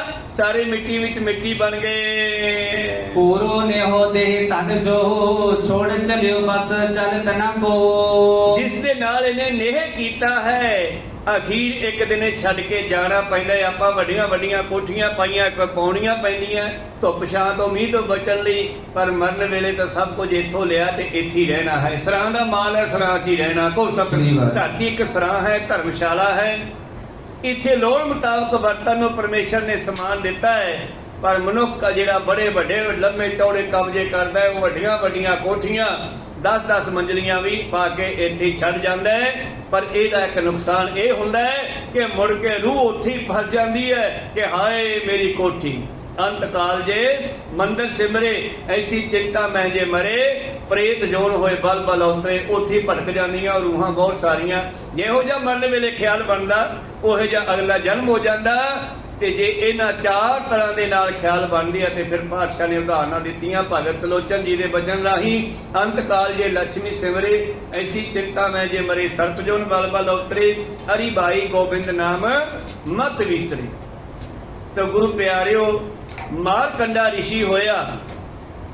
ਭਗਤਾਂ ਨੇ ਫਿਰ ਉਦਾਹਰਨ ਦਿੱਤੀ ਬਾਣੀ ਵਿੱਚ, ਮਾਰ ਕੰਡੇ ਤੇ ਕੋ ਅਧਿਕਾਈ, ਜਿਨ ਤ੍ਰਿਣਤਰ ਮੂੰਡ ਬੁਲਾਏ, ਹਮਰੋ ਕਰਤਾ ਰਾਮ ਸਨੇਹੀ, ਕਾਹੇ ਰੇ ਨਰਗਰਭ ਕਰਤਾ ਹੋ, ਬਿਨਸ ਜਾਏ ਝੂਠੀ ਦੇਹੀ। ਹੋਇਆ ਕੀ, ਭਗਤ ਨਾਮਦੇਵ ਜੀ ਦੇ ਘਰ ਦੇ ਕੋਲ ਕਿਸੇ ਦਾ ਥਾਂ ਸੀਗਾ। ਉਹਨੇ ਆਪ ਦਾ ਥਾਂ ਸਿੱਧਾ ਕਰਨ ਵਾਸਤੇ ਭਗਤ ਜੀ ਦੇ ਥਾਂ ਵਿੱਚ ਦੀ ਸਿੱਧੀ ਕੰਧ ਕਰ ਲਈ। ਕੋ ਸਤਿਨਾਮ। ਕਹਿੰਦੇ ਭਗਤ ਜੀ ਕਿਧਰੇ ਗਏ ਹੋਏ ਸੀਗੇ, ਜਦ ਮੁੜ ਕੇ ਆਏ ਕੀ ਵੇਖਦੇ ਆ ਕਿ ਗਵਾਂਢੀ ਨੇ ਆਪਦਾ ਪਟਾ ਆਪਣਾ ਪਲਾਟ ਸਿੱਧਾ ਕਰਨ ਵਾਸਤੇ ਇੱਧਰ ਦੀ ਕੰਧ ਖਿੱਚਤੀ। ਕਮਾਲ ਕਰਤੀ। ਜੇ ਪੁੱਛਿਆ ਅੱਗੋਂ ਆਕੜ ਪਿਆ, ਕਹਿੰਦਾ ਜਾ ਲਿਆ ਜੀ ਨੂੰ ਲਿਆਉਣਾ ਮੈਂ ਤਾਂ ਹੀ ਕਰੂੰਗਾ। ਕੋ ਹੰਕਾਰੀ ਬੰਦਾ। ਉੱਥੇ ਫਿਰ ਭਗਤ ਜੀ ਨੇ ਉਸ ਘਟਨਾ ਨੂੰ ਆਪਣੇ ਸ਼ਬਦ ਵਿੱਚ ਬੰਨਿਆ, ਗਹਿਰੀ ਕਰਕੇ ਨੀਂਵ ਖੁਦਾਈ, ਉੱਪਰ ਮੰਡ ਪਛਾਏ, ਮਾਰ ਕੰਡੇ ਤੇ ਕੋ ਅਧਿਕਾਈ, ਜੇ ਤਿੰਦਰ ਮੂੰਡ ਬੁਲਾਏ। ਕੋਈ ਆਪਣੀ ਤਾਂ ਉਮਰ 100-150 ਸਾਲ ਦੀ ਮਸਾ ਹੋਣੀ ਹੈ, ਉਦੋਂ ਵੱਧ ਹੋਣੀ ਹੈ, ਹੁਣ ਤਾਂ 100 ਤੋਂ ਵੀ ਥੱਲੇ ਰਹਿ ਗਈ।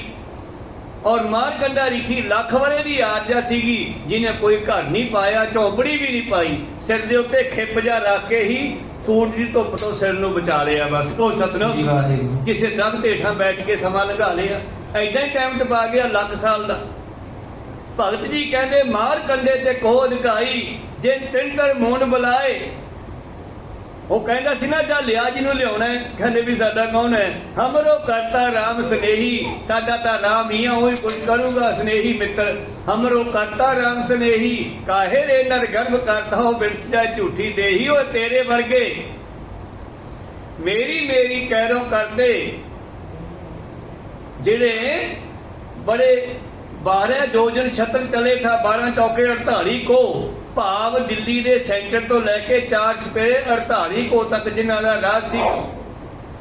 मेरी मेरी कहरों करते रावण तो भी वड्डे सन जेड़े, रावण वर्गे ये सारे खत्म हो गए ते तू केड़ी बात नहीं मूड़ी है, एक दिन तुम भी मरना ते मरना असी भी है।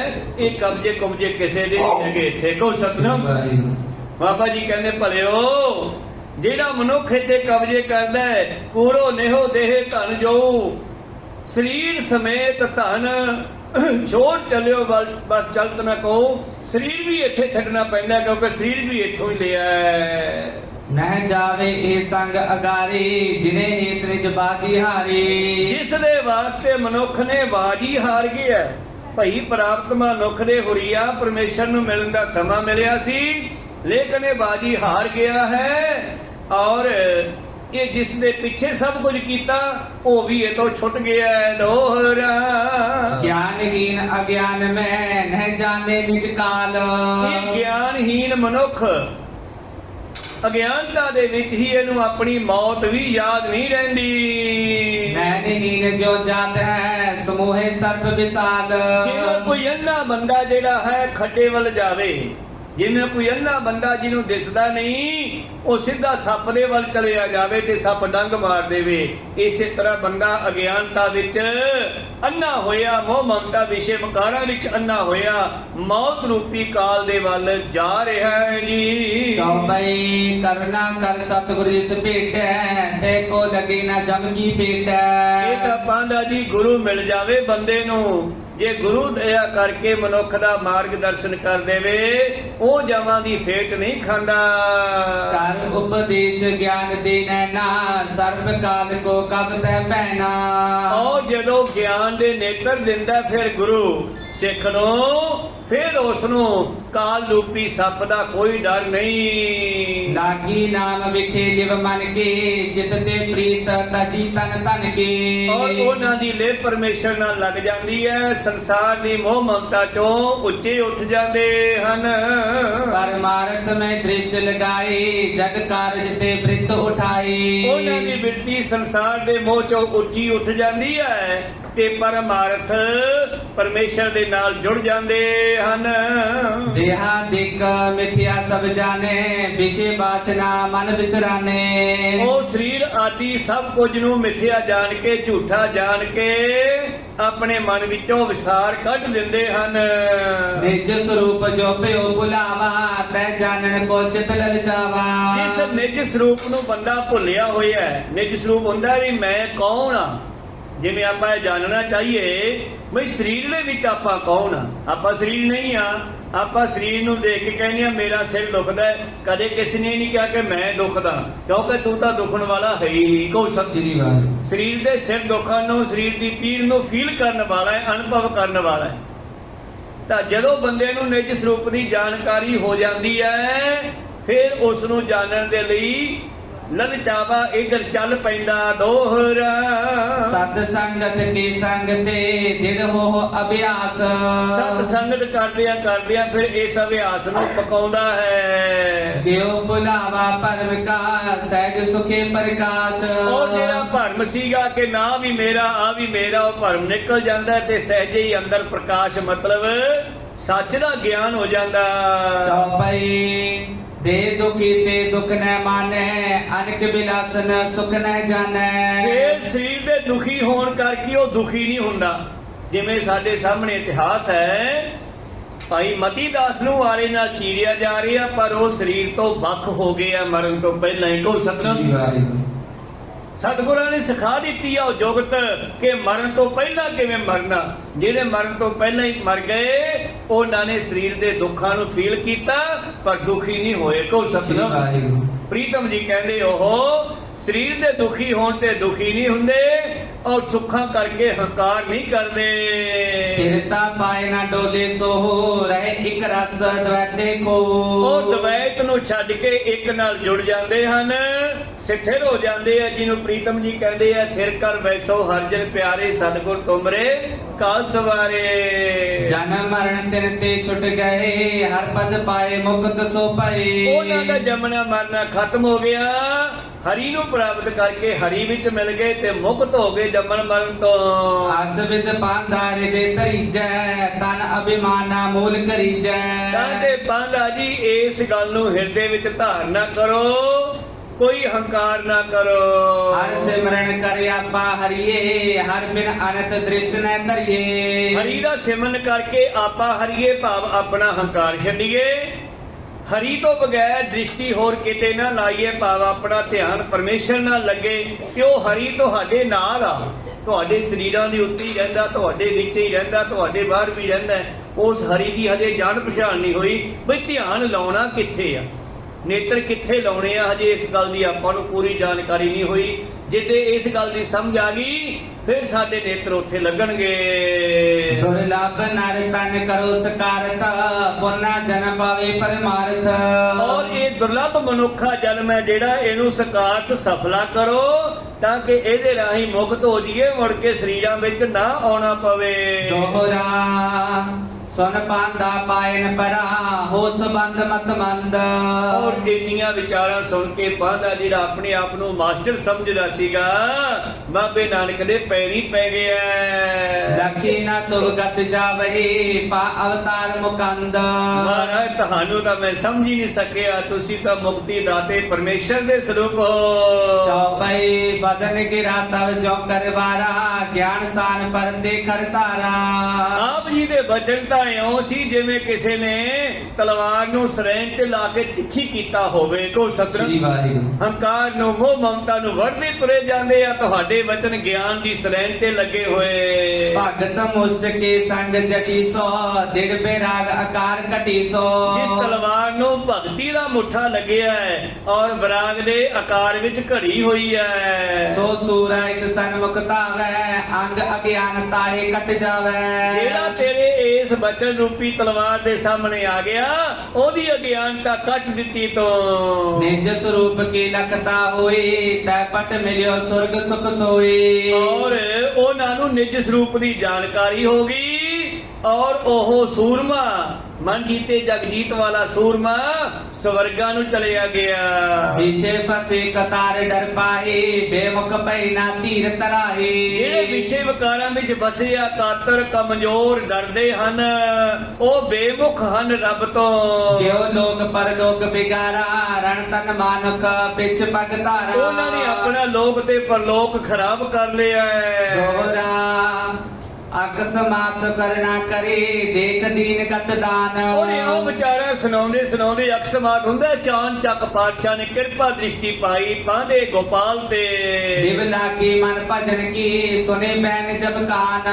ਔਰ ਉਸ ਦੀ ਲਿਵ ਲਾ ਦਿੱਤੀ ਹੈ, ਪਰਮੇਸ਼ਰ ਨਾਲ ਜੋੜ ਦਿੱਤਾ ਇਉਂ। चौपाई तब का बोल कल बोल अमोल है जो ताली गुण कुल पे खुल है। ਔਰ ਜਿਵੇਂ ਆਪਾਂ ਚਾਬੀ ਦੇ ਨਾਲ ਜਿੰਦਾ ਖੋਲ ਦਈਏ ਇਉਂ ਸਤਿਗੁਰ ਨੇ ਮੈਂ ਆਪਣੇ ਪਾਂਦੇ ਗੋਪਾਲ ਦੇ ਬੱਜਰ ਕਪਾਟ ਖੋਲ ਦਿੱਤੇ। ਕਹਿੰਦੇ बाक अनुचित में जो बखाने क्षमा करो अब श्री प्रभ जाने। ਕਹਿੰਦਾ ਮਹਾਰਾਜ ਮੈਥੋਂ ਗਲਤੀ ਹੋ ਗਈ, ਜਿਹੜਾ ਮੈਂ ਤੈਨੂੰ ਕਹਿ ਦੇਵਾਂ ਛੱਡੀ ਮਾਰੂੰਗਾ ਤੂੰ ਪੜਦਾ ਨਹੀਂਗਾ, ਮਾਫੀ ਕਰਨਾ, ਮੈਥੋਂ ਅਨੁਚਿਤ ਬਚਨ ਤੁਹਾਨੂੰ ਕਹੇ ਗਏ। आस के बार पद बंदना तुझ दर्शन त्रिताप निकंदन। ਇੰਨਾ ਕਹਿ ਕੇ ਵਾਰ-ਵਾਰ ਮੱਥੇ ਟੇਕੀ ਜਾਂਦਾ ਹੈ। नाम तरायो कालू नंदन नर तारण करके मद मंदन। ਤੂੰ ਤਾਂ ਕਾਲੂ ਦਾ ਪੁੱਤਰ ਬਣ ਕੇ ਆ ਗਿਆ, ਪਰ ਮੈਨੂੰ ਲੱਗਦਾ ਖੁਦ ਪਰਮੇਸ਼ਰ ਆਇਆ ਹੈ। बहु रोपयो तूषनी पांदा उर्लक कर सुख कथ अगाधा।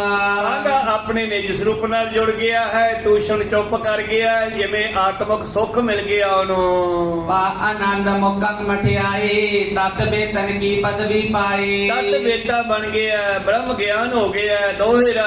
सहज ਸੁਭਾਇਕ ਮੁਕਤੰਦਾ ਆਵਤ ਪਈ ਆਵਾਸ ਹੁਣ ਕਿਹਨੇ ਪੜ੍ਹਨਾ ਤੇ ਕਿਹਨੇ ਪੜਾਉਣਾ ਤੇ ਬਾਬਾ ਜੀ ਨੇ ਚੱਕਿਆ ਝੋਲਾ ਤੇ ਘਰੇ ਭੱਜਿਆ ਇੱਕੋ ਸਤਨਾਮ ਵਾਹਿਗੁਰੂ। ਸਹਿਜੇ ਹੀ ਮੁਕਤੀ ਦਾਤੇ ਗੁਰੂ ਨਾਨਕ ਦੇਵ ਜੀ ਘਰੇ ਆ ਗਏ। ਪਦ ਨੂੰ ਪ੍ਰਗਟ ਕਿੰਕਨੀ ਸ਼ਬਦ ਹੋਤ ਪ੍ਰਕਾਸ਼ ਕੰਗਣ ਸਗਲੇ ਖੜਕਦੇ ਔਰ ਤੜਾਗੀ ਦੇ ਘੁੰਗਰੂ ਖੜਕਦੇ। ਜਦੋਂ ਦੁਪਹਿਰੇ ਘਰੇ ਆ ਗਏ ਅੱਧੀ ਛੁੱਟੀ ਤੋਂ ਪਹਿਲਾਂ ਹੀ ਗਿਆਨ ਦੇ ਕੇ ਪਾਂਦੇ ਨੂੰ ਘਰੇ ਆ ਗਏ ਨਾ, ਜਦੋਂ ਬੇਬੇ ਨੇ ਸੋਚਿਆ ਵੀ ਕਿਵੇਂ ਸੁਦੇਹਾ ਹੀ ਭੱਜਿਆ ਆ ਅੱਜ।